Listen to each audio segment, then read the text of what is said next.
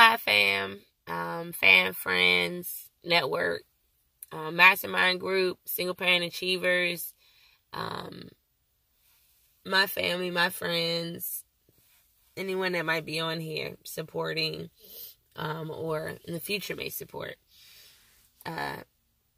Welcome to JEMS Chronicles. We're going to start with, did you get the lesson from yesterday?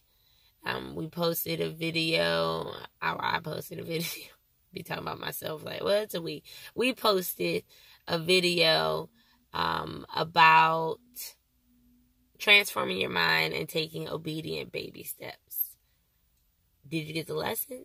Did you understand? I would love to hear your comments, your feedback, if you totally disagreed, if you really did agree, if you've had an experience like this, if something resonated. I would love for you to comment and leave a post and leave something, because this is a journey, and because I truly believe it's a we. I need your feedback. I can't do this by myself. So please like this video, subscribe to this video, go back to that video, rewatch it, add a comment or like or something. Okay, so to jump in today's JEMS Chronicles, it's inspired from a post I saw yesterday from a friend of mine. I'm going to quickly read it to you. But it was about the Creator and about just our struggles as humans and trying to understand it and break it down and make sense out of it. Disclaimer purposes for those that may be new, I'm not a minister, pastor. I've never had aspirations for any of that.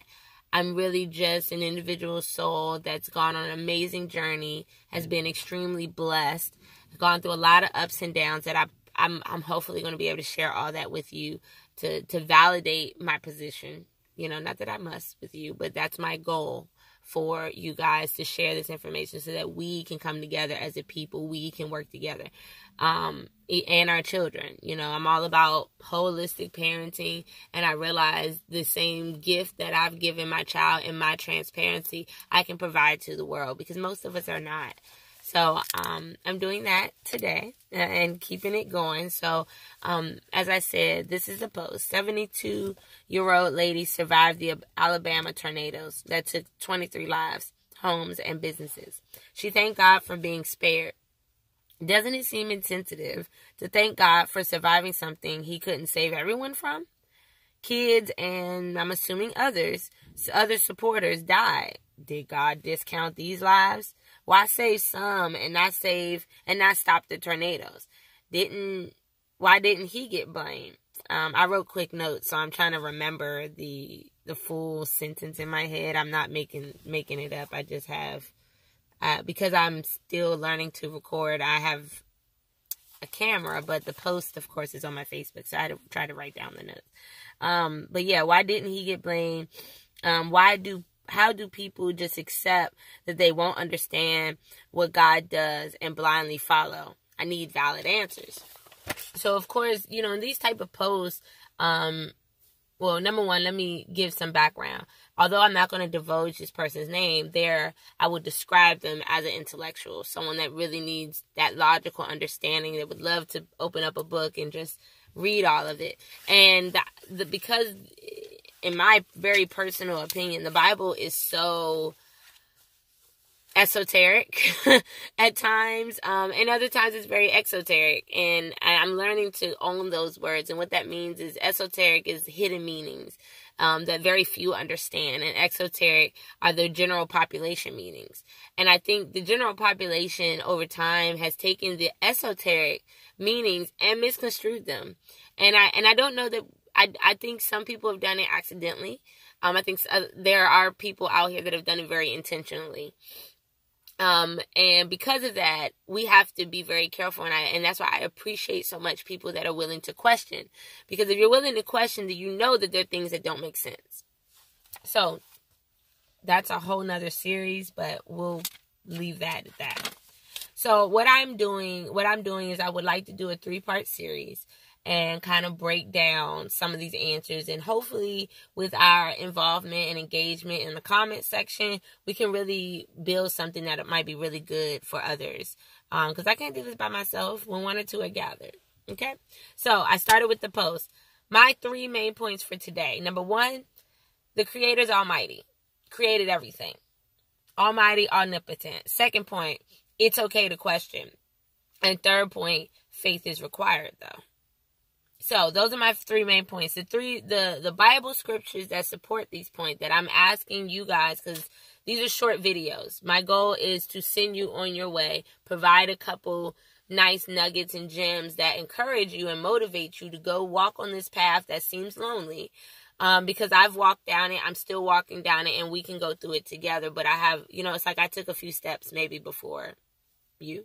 Or you've already taken some steps and you're able to relate. But now we can go through this and really dive in and share information. So this is a collective process. So he's almighty and omnipotent. The 2 scriptures that came to mind, Romans 9, verse 20, and Isaiah 55, verses 8 and 9. I'm going to say that one more time because I talk fast. Romans 9, chapter 9, verse 20, and Isaiah 55, verse 8 and 9.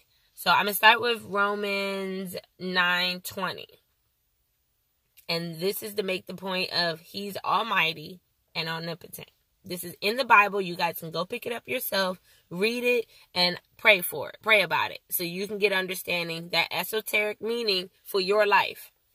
I can read it exoterically right now. I can give it to you the flat out way that it says and explain that. But what it means to you, that hidden message that's special for you, can only come through prayer and meditation. All right, Romans 9:20. But who are you, O man, to answer back to God? Will what is molded say to its molder, why have you made me like this? And the second one, I'll let y'all meditate and mold on that for a second. Let me read that one more time. But who are you, O man, to answer back to God? Will what is molded say to its molder, why have you made me like this? Okay, that's Romans 9:20. Isaiah 55, 8 and 9. For my thoughts are not your thoughts, neither are your ways my ways, declares the Lord. For heavens are higher than your ways, and my thoughts than your thoughts. This is exoteric to me. If not, I'll explain it. So, Romans 9:20, or how I would explain it. Let me be clear, because I'm not a pastor. I'm not a teacher. I've not been trained in any of this. So this is just my testimony, my words. But who are you, O man, to answer back to God? Well, what is molded say to its molder, why have you made me like this? So what I get from this is, would you go and, do you think a bowl is running around spinning its entire life saying, why I gotta be a bowl? Why I gotta be shaped like this? How successful would a bowl be at actually being a bowl if it thought that way? And I know we don't have they don't have brains, and we do. So we'll get to that. But just like we're talking about, the Creator has created everything. Nothing else out here except for us questions why the way it works. Have you ever thought about it? Everyone, and I believe everyone knows the story of Adam and Eve. If we're the only ones that out of everything, if you do believe, if you give me a second and step out on faith to believe that something created everything, right? If you can believe that much, then if we're the literally only organisms that seemingly question this, because they go on about their lives and do everything they're supposed to do, they fulfill their purposes in their purpose of creation. A bird is going to go get up every morning and go eat and feed their young and build a nest when it's time to find a place to live. They're going to jump out a tree and learn how to fly. Like, they all go through the same exact process. Now, I don't know what their little bird souls feel like to know how that's special, but they all go through it. So that's my explanation. Why are we questioning what the word says is how it is? The reason why? Well, the enemy put a bug in our ear. Truth and understanding was put in our ear. And when you start to go on your walk and you start to pull out those scriptures and you start to see these stories and have the faith to believe, let's find the truth in this. If I have faith that God gave me this Bible for me to understand, all these other people are using it, let's just give it a chance. Let's have some faith. All you need is a mustard seed size. You don't need a lot. So, all right. And then Isaiah 55, 8 and 9. It's plain as day. My thoughts are not your thoughts. Neither are your ways my ways. The way we operate, we can't fathom or comprehend the way somebody... Think about it. If you ever worked a job Like, I used to work at the help desk. And when I would work my job at the help desk, I would get phone calls sometimes from doctors and nurses. And they would make these assumptions about our technology infrastructure as if I could just know what computer they had, where they were, like I was just some like magical spy, as if they would really want that. And it used to make me angry until someone helped me really understand they don't know what your job is. They're basing this off the idea of what they think your job is. Well, you don't know God yet.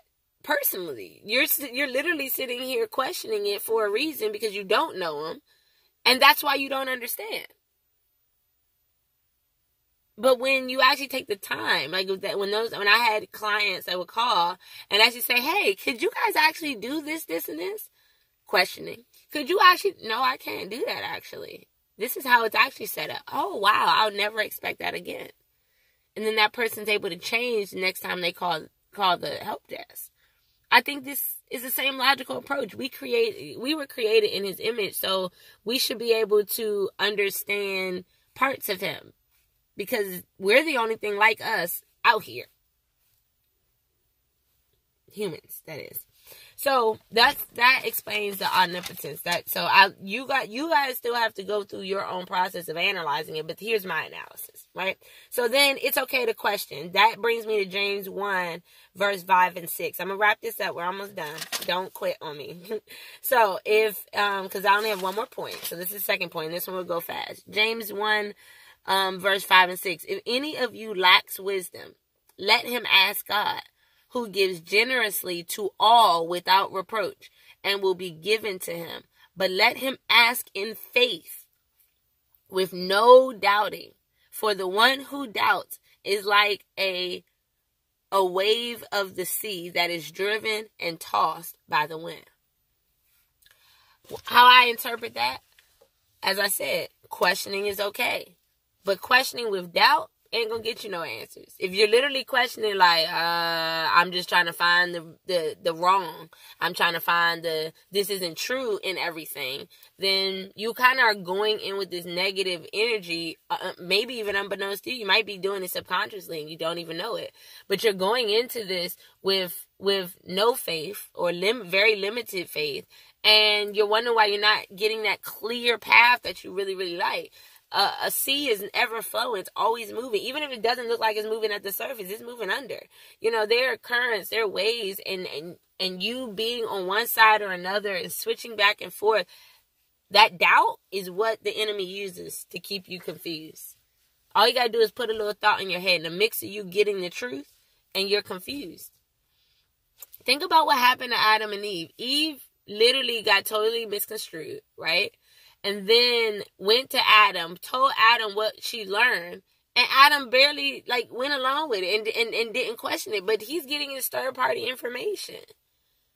It makes sense to me how a man or even people can be confused or have questions about these things. Because if we date ourselves back to quote unquote the originals, and you can call them Adam, Eve, or Esau. You can call them all the different names that different historians and different quote-unquote woke people come up with. But at the end of the day, it starts with two people.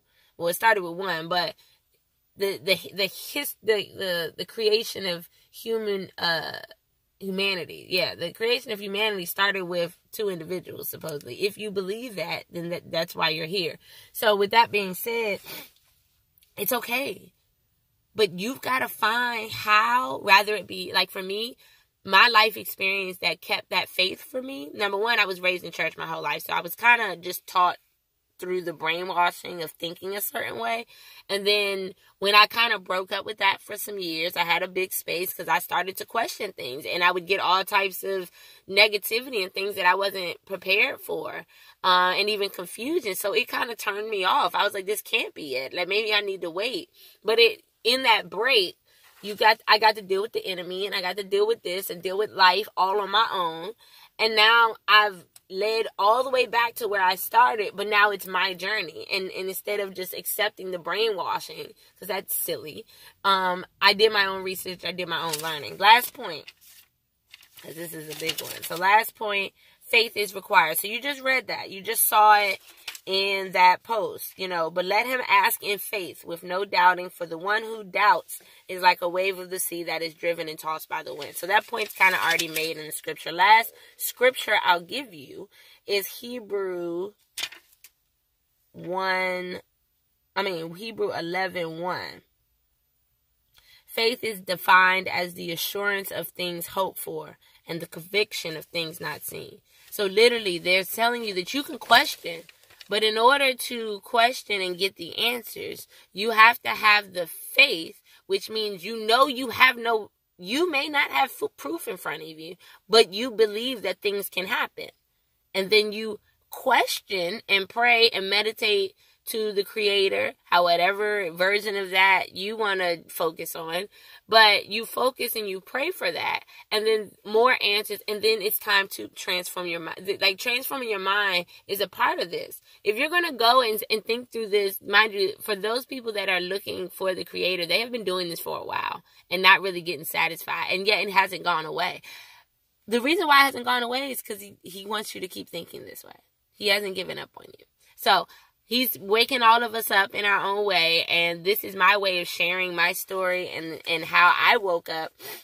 But that's the JEMS Chronicles for today. Please, please, please. I know it was quick, but comment. Give me your thoughts. If it was whack, if I talk too much, if I move too much, let me know. Okay? This is family. I'm all about love, and I know sometimes things come in different shapes, ways, and forms. Peace, love, and blessings. I appreciate all you guys. I pray for your discernment. I pray for your purpose. I pray for your walk. I pray for your journey. I love you guys. I hope you got the lesson. I'll check in with you guys next time.